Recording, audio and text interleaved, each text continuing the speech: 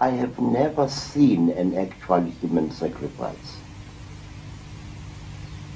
But I have taken part in rituals where part of a dead body is consumed. A dead body dug up from a grave. I must admit that. But in England and in America, I saw Freemasons indulging in some of their deepest rituals. And in both cases, the people concerned were not aware of the fact that they were being observed.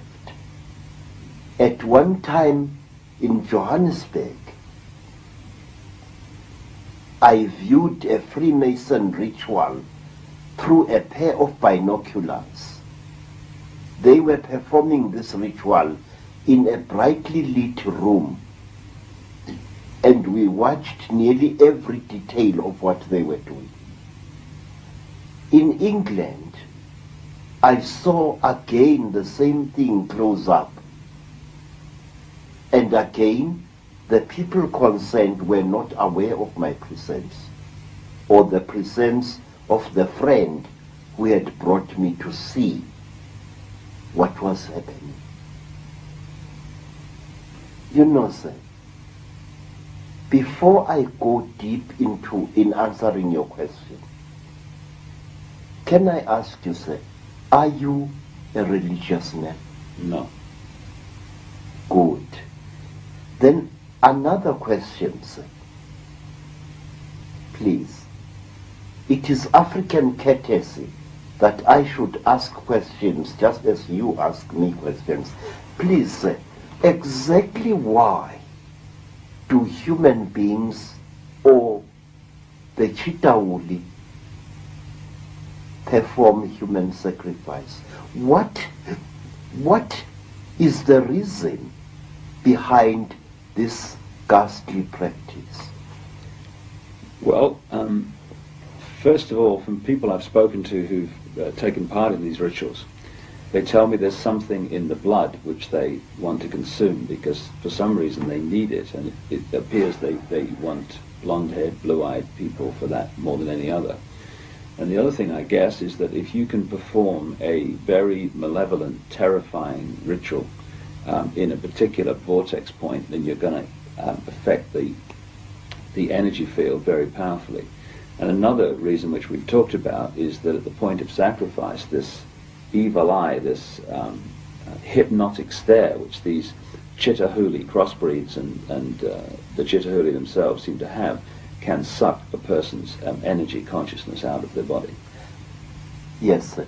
But are you aware, Mr. David Icke, that people performing human sacrifice perform it for very, very serious and in a strange way, diabolically logical reasons, and very, very selfish ones? Go ahead. Sir, there is something about human sacrifice which I beg to reveal to you. I am an initiate of over 7 great initiations, and I have learned many things which would shock a saint. And one of these is this: the basic reason behind human sacrifice is immortality, or rather longevity. When a great person feels that he or she is about to die, that great person does this. He or she orders the kidnapping of a particularly beautiful young person, usually a woman, a young girl, a virgin. But this virgin must have certain spiritual characteristics. And these characteristics must be certain qualities of the mind. In short, the victim must be psychic. The victim must be very beautiful. And the first thing that is done with the victims, she is not killed outright. She is, how you say, she is, oh God, how can one say it? She is stripped naked, and she is bound hand and foot, and then you, the one about to sacrifice her, lie naked in the same bed with her, but you do not have sex with her. Because if you do, the energy that you are building up for yourself will dissipate. You must lie with the victim. Usually she is blindfolded. And you must embrace her and hold her and make and try to symbolically swallow her, to try to draw from her the most important essence of herself. I'm sorry, I don't have the proper English to say this. Do you understand what I'm trying to say, sir? Yeah, absolutely. Your body must be moistened with fragrant oil, and so the body of the victim to be. And you must embrace this victim for a number of days.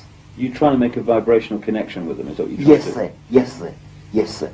In fact, I can tell you, kings and inyangas and sangomas who lived well beyond their 100th year by simply taking a young virgin person, whether male or female, and lying with him or her in a ritual bed without any sexual penetration whatsoever. This is the key to true immortality, sir. This, I am telling you now, something which I am not allowed to tell anyone who is not an initiate and a Sanusi. But I want to tell you that there is much more to human sacrifice than you think. First, the life force of the victim has got to be drunk. Then, after the victim has been in your bed for a number of days or weeks or months, then she must be told that she's going to die. And she must be encouraged to try to escape. And she must be made to run. Run in a direction where you know there are people who will recapture her. When she is recaptured,